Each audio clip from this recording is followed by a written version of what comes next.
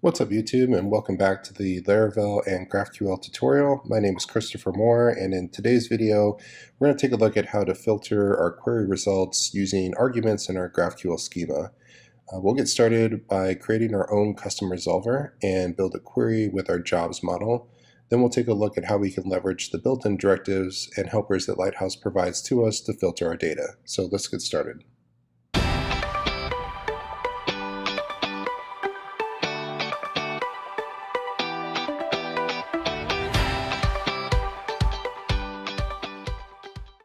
All right, and just for the sake of time, I went ahead and made changes through to 3 different files. First is the migrations file. I added a new enum column called status to our jobs table, and the column can either be set to queued, processing, or complete, and it will default to queued. Next, I updated the table seeder for our jobs model. So for each user right now, they each get 5 jobs. The default status is going to be set to queued. If it's job number 4, it'll switch it over to processing, and for job number 5, it'll switch it to complete. So for each user, they'll each have 3 queue jobs, 1 processing, and 1 complete. And then finally, I made an update to our jobs model, and I added the user relationship so we can query from this from our schema. All right, so now let's go ahead and open up our schema file here. We're going to add our status column to our jobs model, and we'll go ahead and call this job status. So this is going to be an enum type that we'll define here in just a minute. And I'm going to add our user, and I'm going to state that it's a belongs to relationship using Lighthouse's belongs to schema directive.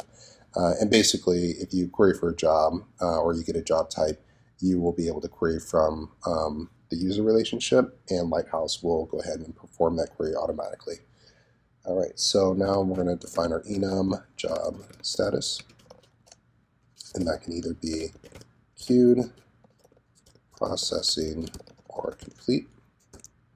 Okay, and before I go any further, let's go ahead and run PHP artisan migrate refresh to refresh all of our migrations, and then we'll run PHP artisan db seed to reseed our database. And next, we're going to run PHP artisan serve to start up our server. Okay. So next thing we want to do is we're going to add our new field to query off of, and we'll call this jobs by status. So basically, we're going to add a new field here that you can query for jobs, and we're going to state that you can filter by job status, which is required, and this field is going to return a list of jobs.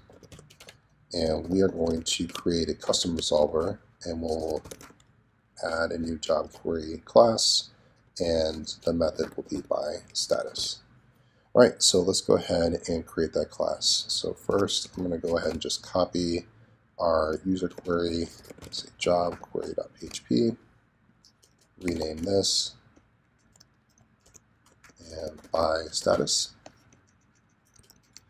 All right, and to query for jobs by a particular status, we'll create a new query where status equals, and out of our arguments, we have the required status args. And we'll return a list of all of our jobs. All right, so next we should be able to query jobs by status, and we'll just get all of our jobs that are currently processing. Grab the job title, just so we can see it, we'll grab the status, and we'll also go ahead and grab our user and their name. Okay, so for each user we should have 1 job that's processing, and that looks like that's what we got.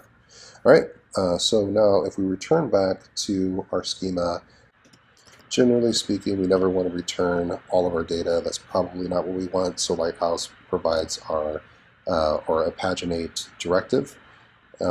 So this will return a list of paginated results, and Lighthouse builds this query for us. So what we need to do is actually get our status filter into our query that Lighthouse is going to build for us. And if I go quickly over to the Lighthouse docs take a look at the directives. You're going to see this one here called Builder. Builder works pretty similar to like a query scope.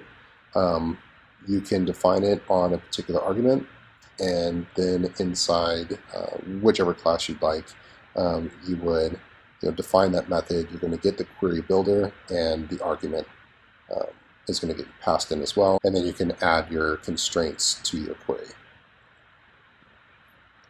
All right, so let's go ahead and add that to our schema here. So I'm going to say builder method, and it's going to be on an app job class at by status.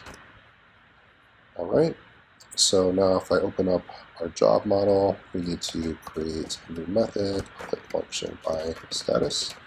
And again, we're going to get our query, and then we're going to get our status argument, and we're going to return query where status equals status. All right, so if I go back here, we learned this in the last lesson, that Lighthouse behind the scenes is going to switch this out from a list of jobs to a job paginator. And so what we need to do here is we need to add a count, and we'll say just the first 3.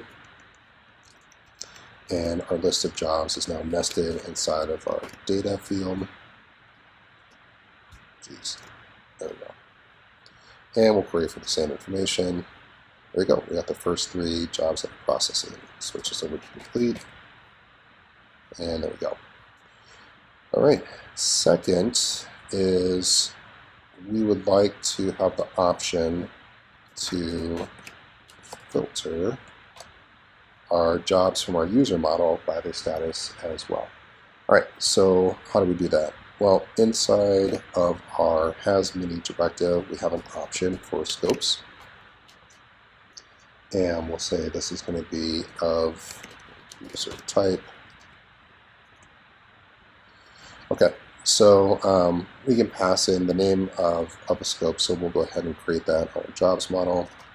So public functions scope of user type, and scopes get a query, and this time we're actually going to get our entire array of arguments. So if we had some additional arguments here, that gets passed into your scope.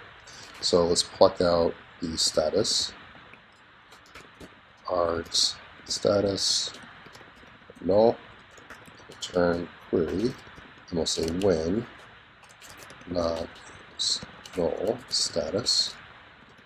We'll run our function here, use our status, return where status equals status. Okay, so let's change up query here, and we'll say we're going to query for user the ID of 1, and we want to get their jobs with the status of complete. And we'll get the data. It says this is actually paginated data. We need to add a count. Let's grab the first 2, and we'll actually go ahead and switch this to queued. Okay, so we'll get the job title and the status. And there we go. All right, so that is how you would query from relationships. And in our next 2 videos, we'll go over authentication and mutations and actually start creating some new models to put inside of our database. So see you then.